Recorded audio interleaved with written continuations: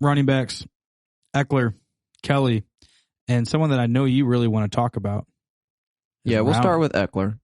He missed quite a few games last year. He only ended up playing 10 games. In those 10 games, he was back to doing what we know Austin Echler could do. He was, in 10 games, 15th in points per game and half point. So if full PPR, it's decently higher than that. Mm-hmm. Most of his value does come from receiving. I mean, he saw 65 targets last year with 116 rushing attempts. Year before that, when that was that incredible top 10 season, 108 targets, 132 rushing attempts. I mean, that is really close to the same number. I mean, he is a receiving first. He is very efficient. He's just incredibly efficient when he has the ball in his hands. And I do like Austin Echler. I'd be actually curious, what is his ADP? It's probably mid to late second, if I had to guess. Yep, 206. Okay, yeah. And I honestly don't hate that. You do have to, he has the injury concerns that come with him. Mm-hmm. But the other concern is he's just not going to be the full workhorse rushing wise. So they drafted Joshua Kelly last year. We said it when we were talking about him in our rookie previews last year and throughout the season.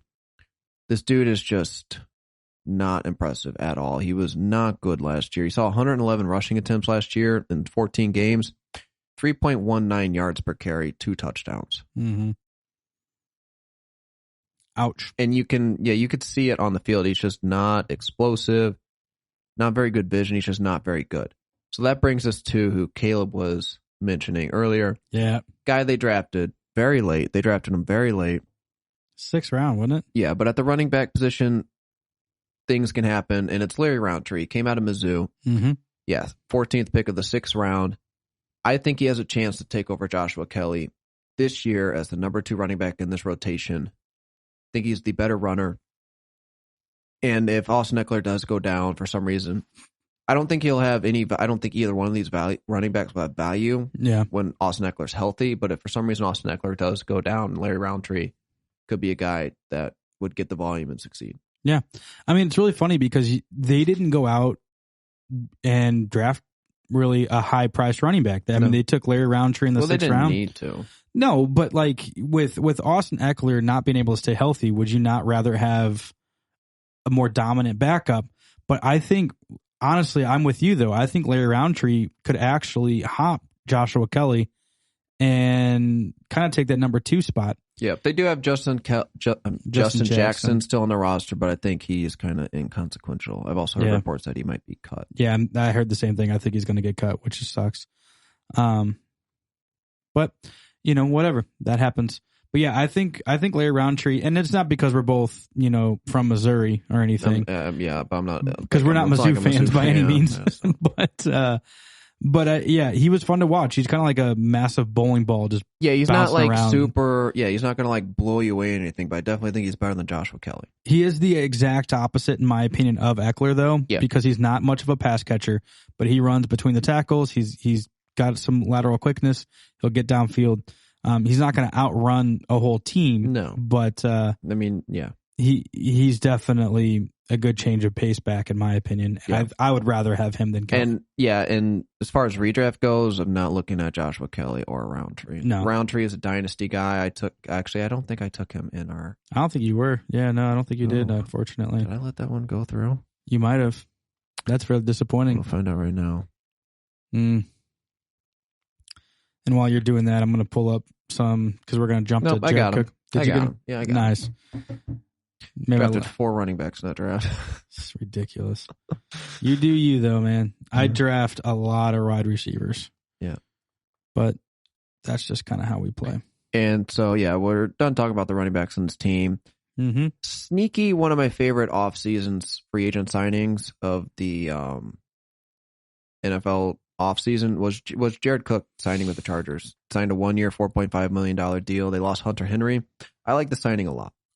I think he will be very usable. He'll probably be, when our rankings come out, a top 10 maybe tight end for me. Last year, he wasn't great, but he was missing Breeze for most of that season. He finished 17th overall in 15 games. But if you look at his past few years in the league, he has been very, very impressive. He took him a long time to get to where he's at in the league, but you take 2019, 2018, 2017, tight end one all of those years. One of them top 5, the other one top 6. I mean, he was very impressive. Yeah, I don't know. I'm still burnt by a lot of the crud he pulled here in St. Louis when he was with us. Yeah, he's been in the league a long time. He's 34 years old. He's been in the league for 12 years. Like, he's been in the league a long time. It took him a long time. Yeah. I mean, when he went to Green Bay, it didn't look good. No. Didn't look good when he was with the Raiders. No, he looked good with the Raiders. He had one season where he did look good with the Raiders. He was a tight end 1 both of those years. I see he was 13. That'd be a tight end 2, bro. Oh, my. Okay. It's a shame. But yeah, I agree with you with when Breeze was in there, he looked fine. Yeah, we'll get to it later. I think the Chargers are going to be a very good team this year. I think they're going to be a scary team to play. Yeah.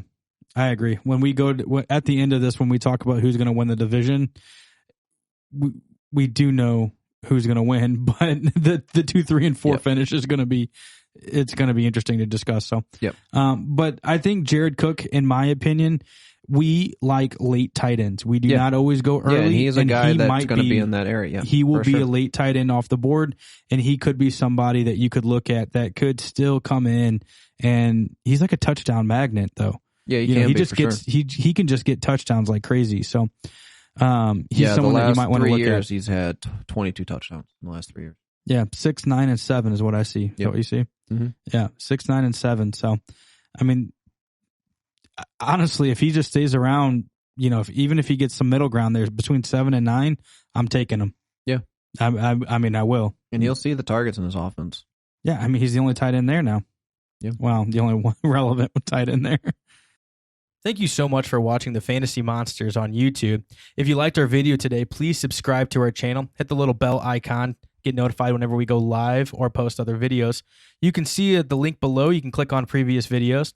You can also leave comments below. We'd love to hear from you guys as well. And we'll catch you next week. Have a go.